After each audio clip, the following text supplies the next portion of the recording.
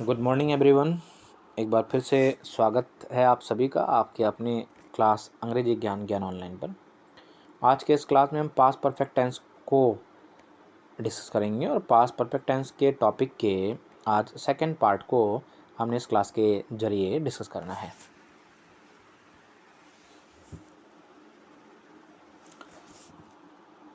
लेकिन इस टेंस को अच्छे तरीके से समझने के लिए आपको कुछ बातों पर विशेष रूप से ध्यान देना है, और वो ये कि आज के टॉपिक में जिस तरीके के वाक्य हमें हिंदी से इंग्लिश में ट्रांसलेट करने को मिलेंगे, आपने उसके बारे में ध्यान रखना है कि यहाँ आपने एक नहीं बल्कि दो टेंसेस के नियमों को यूज़ करना है। ठीक है ना? तो एक नहीं बल्कि दो टेंस के नियमों को यूज़ करना है। तो आइए जानते हैं आइडेंटिफिकेशन के जरिए कि भाई किस तरीके से हम आइडेंटिफाई करेंगे कि वो जो सेंटेंस है वो इस तरीके की, यानी कि पास्ट परफेक्ट टेंस के सेकंड पार्ट की कैटेगरी में आता है, और फिर वो कौन कौन से दो टेंस हैं जिसका हमने यूज़ करना है। ठीक है ना? तो देखिए, आपको आपके डिवाइस की स्क्रीन पर ये दिख रहा होगा। पढ़ते हैं इसको। जब कभी भी किसी वाक्य में किसी दो घटनाओं के बारे में बताया जाता है, ये आइडेंटिफिकेशन है। तो भाई हमें एक वाक्य दिया जाएगा जिसमें दो घटनाओं के बारे में बताया जाएगा, और उन दो घटनाओं में ऐसी दो क्रियाओं के बारे में बताया जाता है। ठीक है ना? उन्हीं दो घटनाओं में हमें दो क्रियाओं के बारे में, यानी कि वर्ब या एक्शन के बारे में बताया जाता है। और उन एक्शंस की खासियत क्या आएगी? उनकी खासियत ये रहेगी कि उनमें से एक जो है पहले ही घटित हो चुकी होती है और दूसरा जो है बाद में होता है। ठीक है ना? भाई आपको एक वाक्य दिया जाएगा, वाक्य में दो घटनाओं के बारे में बताया जाएगा, दो घटनाओं में हमें दो क्रियाओं के बारे में बताया जाएगा, और इन दो क्रियाओं में से एक जो क्रिया है वो पहले ही घटित हो चुकी होगी और जो दूसरा है वो बाद में होगा। ये इसकी आइडेंटिफिकेशन है। आपको इस पर जो है विशेष रूप से गौर करना है। अगर आप इस आइडेंटिफिकेशन में जो है गलती कर गए तो आपका वाक्य जो है हिंदी से इंग्लिश में ट्रांसलेट जो आप करोगे वो गलत ही बनेगा। ठीक है ना? और इसमें मैंने क्या बताया था? इसमें बताया था कि इस तरह के वाक्य में हमें दो टेंसेस के नियमों का यूज़ करना है। तो ये तो हो गई इसकी आइडेंटिफिकेशन। ठीक है ना? आइए जानते हैं इसके रूल के बारे में कि किस रूल का इस्तेमाल करते हुए हमें जो वाक्य को है जो ट्रांसलेट करना है हिंदी से इंग्लिश में। तो रूल के अकॉर्डिंग हमें क्या बताया गया है? इसमें वैसी क्रिया जो पहले घटित हुई है, ठीक है ना, जैसे मैंने बताया एक पहले होगी एक बाद में होगी, तो जो क्रिया पहले घटित होगी उसमें तो यूज़ करना हमने पास्ट परफेक्ट टेंस का। ठीक है? और जो क्रिया बाद में होती है उसमें हमने यूज़ करना है पास्ट इंडेफिनिट टेंस का। ठीक है ना? अब अगर आप पास्ट परफेक्ट टेंस और पास्ट इंडेफिनिट टेंस के रूल को भूल चुके हैं तो भाई आपको तो फिर आज के इस क्लास में जो है बहुत दिक्कत हो जाएंगी। इसलिए आपको पास्ट इंडेफिनिट और पास्ट परफेक्ट के टेंस का जो ज्ञान है, उसके नियमों का जो ज्ञान है, वो भली भांति होना पड़ेगा। ठीक है ना? आइए जानते हैं कि भाई आपको किस तरीके के वाक्य जो हैं दिए जाएंगे और उन्हें जो है हमें किस तरीके से हिंदी से इंग्लिश में ट्रांसलेट करना है। तो पहला वाक्य आप देखिए, पुलिस के आने से पहले चोर भाग चुके थे, ये है। दूसरा वाक्य, डॉक्टर के आने से पहले मरीज क्लिनिक पर आ चुके थे, और तीसरा वाक्य, जब तुम ऑफिस पहुंचे मोहित बाहर जा चुका था। इस तरीके के वाक्य जो हैं आपको हिंदी से इंग्लिश में ट्रांसलेट करने के लिए दिए जाएंगे। अब आप ज़रा गौर फरमाइए, आपको करना क्या है?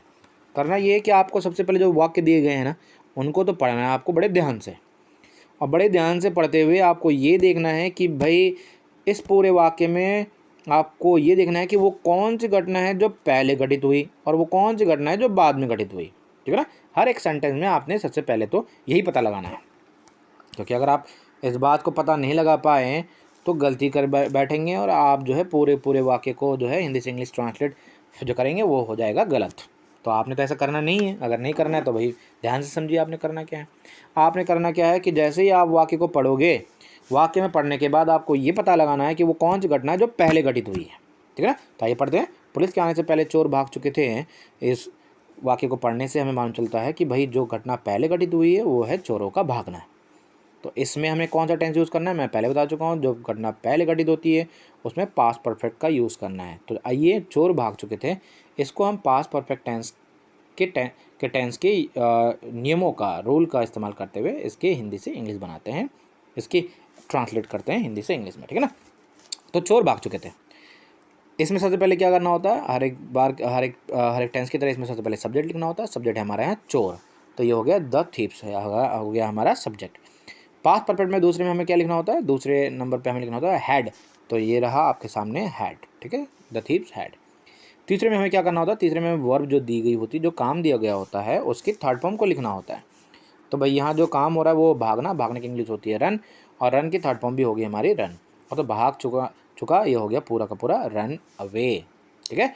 तो चोर भाग चुके थे, इसकी इंग्लिश क्या बनी, इसकी जो इंग्लिश बनी वो बनकर आई the thieves had run away.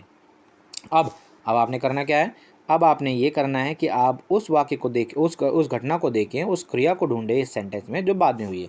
तो अब देखिए पुलिस बाद में आई है ना, यानी पुलिस आई। तो ये जो घटना बाद में घटती है, मैंने क्या कहा, उसमें हमने पास्ट इंडेफिनिट का यूज़ करना है जो बाद में घटती है। तो भाई पास्ट इंडेफिनिट के लिए फिर हमने पहले क्या करना है, पहले सब्जेक्ट को ढूंढना है। तो पुलिस आई, इसमें सब्जेक्ट हमारा है पुलिस, और आई यानी आना, आना की इंग्लिश होती है कम, लेकिन हमने पास्ट इंडेफिनिट के पॉजिटिव रूल को यूज़ करना है। तो पॉजिटिव रूल में हमने वर्ब की सेकंड फॉर्म यूज़ करनी है, तो कम की सेकंड फॉर्म हो गई केम। तो ये वाला जो सेंटेंस इसकी इंग्लिश बनी द पुलिस केम। अब यहाँ तक हमारा क्या वाक्य बना, यहाँ तक हमारा वाक्य बना the thieves had run away the police केम। लेकिन अभी हमारा ये वाक्य जो है वो पूरा नहीं हुआ है, कंप्लीट नहीं हुआ, ज़रा ध्यान से समझिएगा। इस पूरे वाक्य को फिर से अगर आप ध्यान से पढ़ें तो आपको यहाँ दिखेगा कि पास्ट परफेक्ट टेंस और पास्ट इंडेफिनिट टेंस, एक जो पहले हुई है एक जो बाद में हुई, दोनों ही घटनाओं को आपस में जोड़ने के लिए एक कनेक्टर का यूज़ हुआ है, जो हिंदी में है से पहले, ठीक है ना, हिंदी में क्या है वो से पहले। तो आप देखिए इस पहले का, से पहले की जो इंग्लिश बनी वो क्या बनी, वो बनी है बिफोर। तो आपने क्या करना है, आपको ध्यान रखना है कि इन दोनों ही वाक्य को आपस में कनेक्ट करते वक्त आपने कनेक्टर को लिखना नहीं भूलना है, जो कि यहाँ है बिफोर, ठीक है। तो अगर हम कनेक्टर का इस्तेमाल कर देते हैं तो उसके बाद इन दोनों ही वाक्य को कनेक्टर से कनेक्ट करने के बाद जो पूरा सेंटेंस हमारा बनकर आया, इस सेंटेंस का जो कि लिखा हुआ है पुलिस के आने से पहले चोर भाग चुके थे, वो जो कनेक्ट इसको कंप्लीट रूप से जो हमारा जो ट्रांसलेशन बन के आया वो क्या बन के आया the thieves had run away before the police केम, ठीक है। देखा कितना आसान है तरीका, बड़ा ही आसान है। लेकिन ये आसान तभी लगेगा आप लोगों को जबकि जैसा मैंने कहा आपको दोनों ही जो टेंसेस हैं पास्ट परफेक्ट और पास्ट इंडेफिनिट का जो रूल है वो मुँह ज़बानी याद हो, ठीक है ना। तो आइए इसी तरीके से हम दूसरे सेंटेंस को भी जो है ट्रांसलेट करना सीखते हैं, ट्रांसलेट करते हैं, इसको देखेंगे कि भैया ये जो सेंटेंस दिया गया है, डॉक्टर के आने से पहले मरीज क्लिनिक पर आ चुके थे, इसकी इंग्लिश जो है, जो इसकी ट्रांसलेशन जो है वो क्या बनना है, ठीक है ना। तो वाक्य दिया है डॉक्टर के आने से पहले मरीज़ क्लिनिक पर आ चुके थे। मैंने क्या कहा, आपको सबसे पहले ढूंढना है कि भाई वो घटना, वो क्रिया जो पहले हुई, तो यहाँ जो पहली घटना हुई है, जो पहले हुई है वही है मरीज़ का क्लिनिक पर आना। तो इसमें हमें कौन सा टेंस यूज़ करना है, पास्ट परफेक्ट का, बिल्कुल सही। तो भाई सबसे पहले हम लिखेंगे सब्जेक्ट को, सब्जेक्ट है हमारा यहाँ मरीज़, मरीज़ की इंग्लिश हो गई पेशेंट, पास्ट परफेक्ट में हमने हैड का यूज़ करना, ये कर दिया मैंने हैड का यूज़। फिर यहाँ वर्ब की थर्ड फॉर्म होगी, वर्ब हो रहा है आना, आना की इंग्लिश होती है कम, और थर्ड फॉर्म भी होती है कम, और आखिर में बचा रहा क्लिनिक पर, तो हो गया इन द क्लिनिक, ठीक है ना। तो यहाँ तक जो ये सेंटेंस है हमारा, मरीज क्लिनिक पर आ चुके थे, इसकी इंग्लिश बनी the patient had come in the clinic, ठीक है।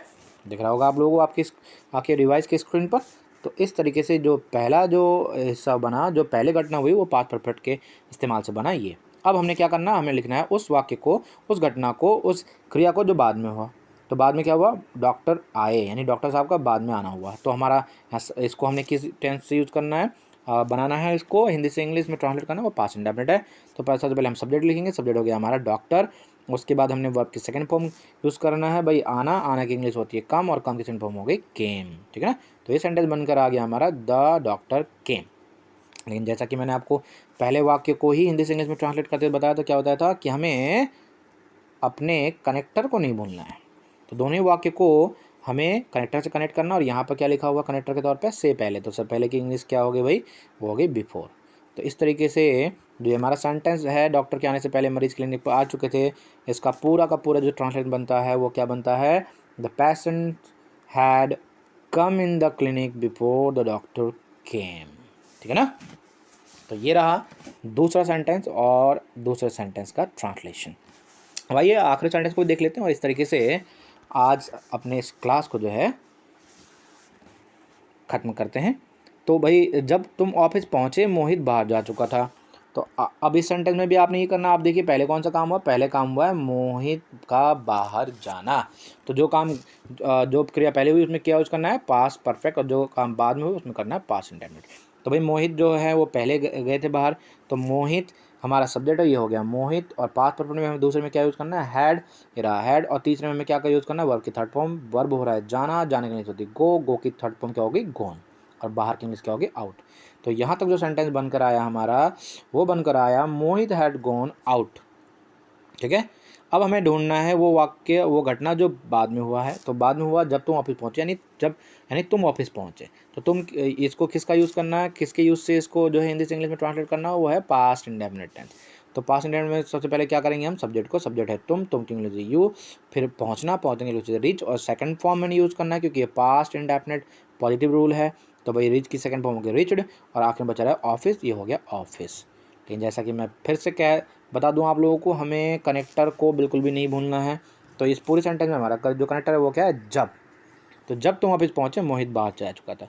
तो जब की इंग्लिश क्या होगी, जब की इंग्लिश होगी यहाँ पे व्हेन। ठीक है ना। तो इस तरीके से जब तुम ऑफिस पहुंचे मोहित बाहर जा चुका था, इस सेंटेंस का जो इंग्लिश में ट्रांसलेशन बनेगा वो बनेगा Mohit had gone out when you reached office. ठीक है। तो ये वो तरीका है जिससे बड़े ही आसानी से आप लोग पास्ट परफेक्ट टेंस के इस तरीके के, इस कैटेगरी के वाक्य को हिंदी से इंग्लिश में ट्रांसलेट कर सकते हैं। ठीक है। तो हमेशा की तरह, हर बार की तरह, इसी कैटेगरी से रिलेटेड, इसी टेंस से रिलेटेड बहुत सारे क्वेश्चंस आपको प्रैक्टिस के तौर पे दिए जा रहे हैं, उन्हें सॉल्व कीजिए। ठीक है, ताकि आपको इस तरीके के वाक्य में किसी तरह का कोई भी कन्फ्यूजन ना रहे। तो आज के क्लास में बस इतना ही। Thank you very much. Have a great day.